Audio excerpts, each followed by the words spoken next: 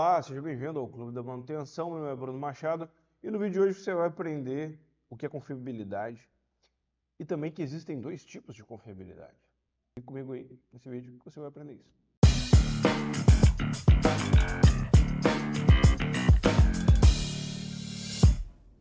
Confiabilidade nada mais é do que a confiança que você tem que uma coisa vai acontecer da maneira que você gostaria que acontecesse, né? Ou que aquela coisa, mais especificamente manutenção, né, aquela máquina, aquele equipamento, ele vai cumprir a sua função da maneira para a qual ele foi projetado e para cumprir o trabalho que ele foi comprado, adquirido, né?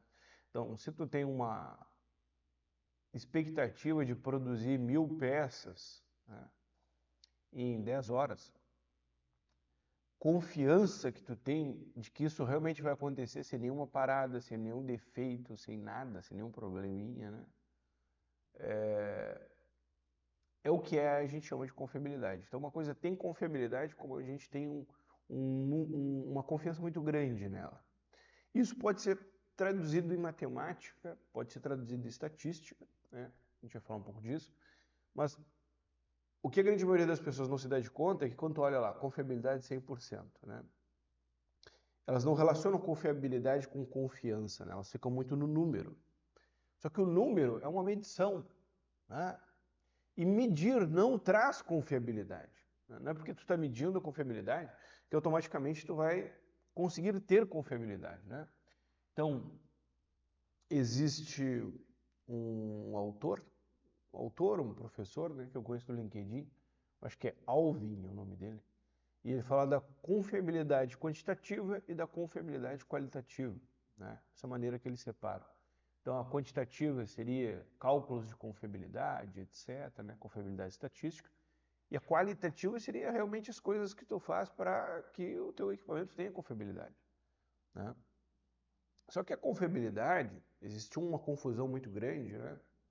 Então, estabelecemos um marco de partida aqui. Confiabilidade é confiança, né? Então, vamos fazer só mais uma analogia para a gente dar o próximo passo.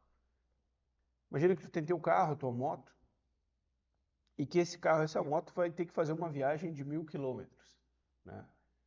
Confiabilidade, né, 100% seria a certeza que tu tem, né, que esse carro vai fazer essa viagem, vai fazer esses 1000 quilômetros sem ter nenhum problema, né? Então, nesse sentido, essa confiabilidade, ela é uma expectativa.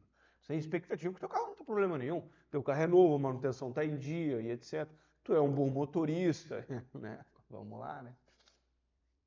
A rota que tu definiu está traçada, então às vezes a gente pensa, né, de forma errônea que a confiabilidade é só sobre o equipamento, mas confiabilidade também é sobre o uso, né? A confiabilidade também é sobre o que tu está fazendo com o equipamento, por onde você está colocando o equipamento, né?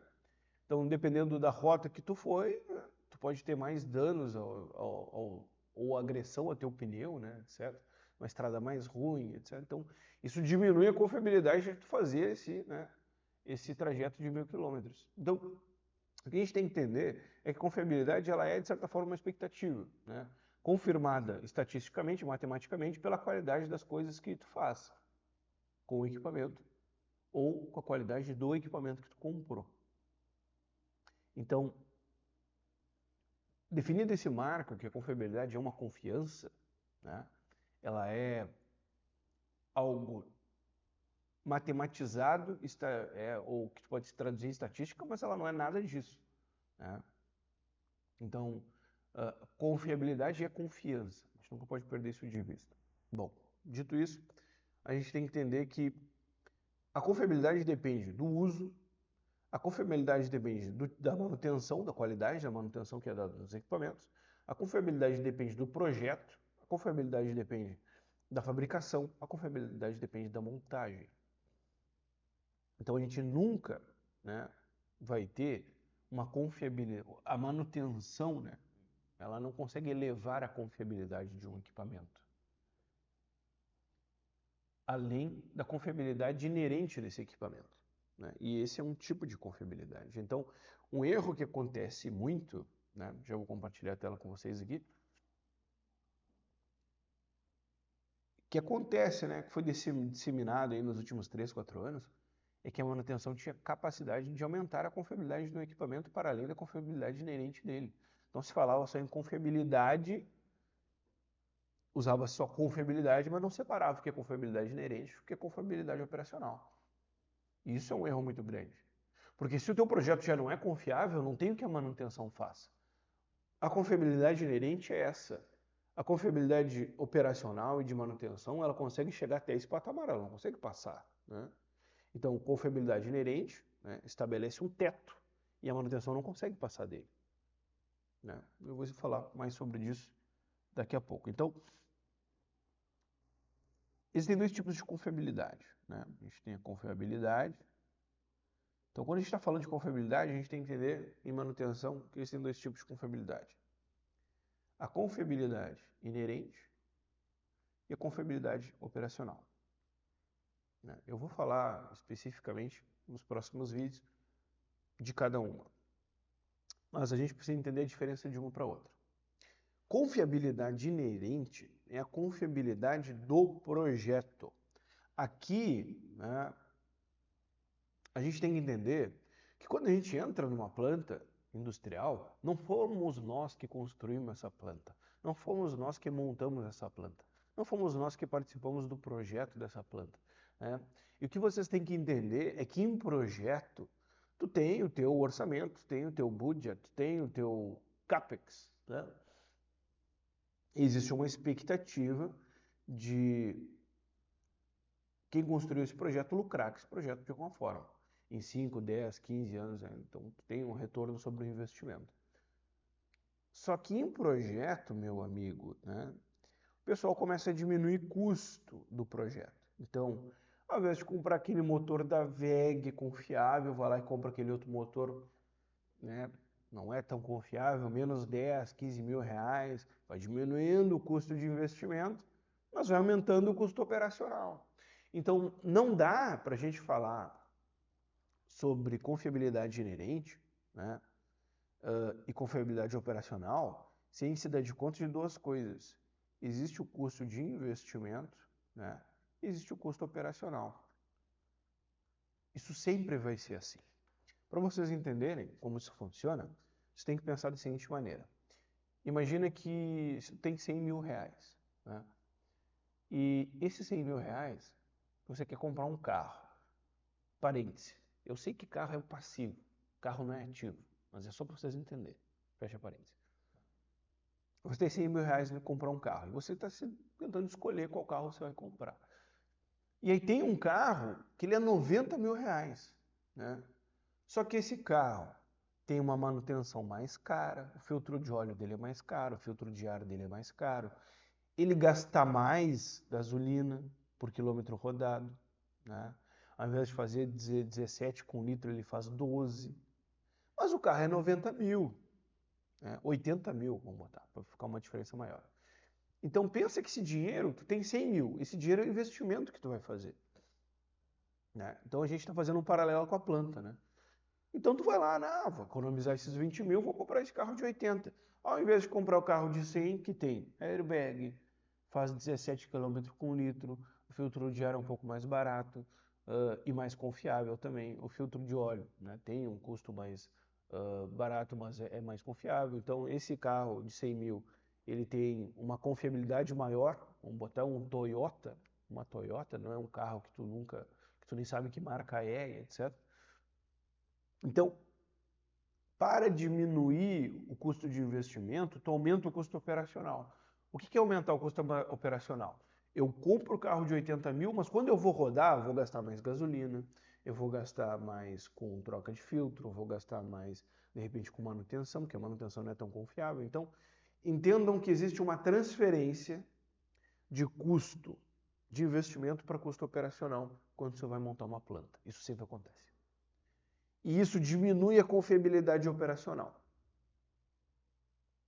Porque não tem como separar, de certa forma, confiabilidade inerente de confiabilidade operacional. Eu estou separando aqui, e isso teoricamente é separado, Mas tu não consegue separar exatamente quais falhas foram causadas por má operação, quais falhas foram causadas por falha de projeto, mesmo sabendo que essas falhas são diferentes e elas existem.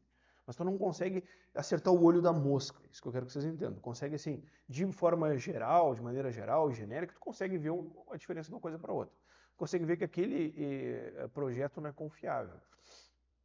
Mas tu não consegue separar assim, ou na risca, né? Então uma coisa influencia a outra porque a gente está falando dos mesmos equipamentos dentro da mesma planta industrial.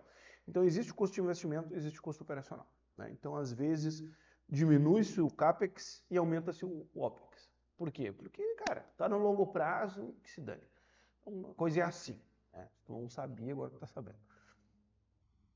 Então, às vezes, diminui-se a confiabilidade inerente, a confiabilidade do projeto, e acaba afetando a confiabilidade operacional.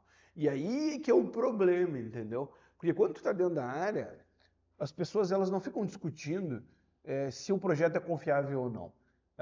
Tudo elas dizem, isso é problema da manutenção. Isso é um problema de manutenção, ó, quebrou de novo, os caras não estão dando manutenção, não tem manutenção preventiva, não tem não sei o quê. Só que, detalhe, importante que você tem que entender, às vezes o projeto não está adaptado ao uso.